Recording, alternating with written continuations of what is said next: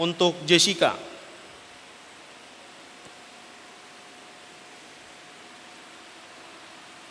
Menurutmu dari antara kalian berdua siapa yang lebih baik?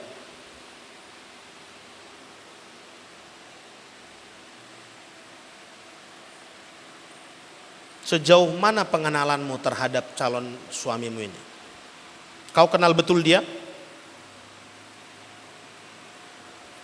Hah? 70%?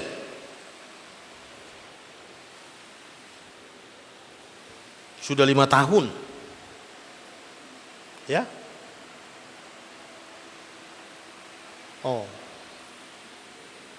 Jadi kau bersedia kira-kira ketika yang 30% itu tidak sesuai dengan pikiranmu? Iya, siap kau. Nanti yang 30% itu pula yang paling bahaya. Siap?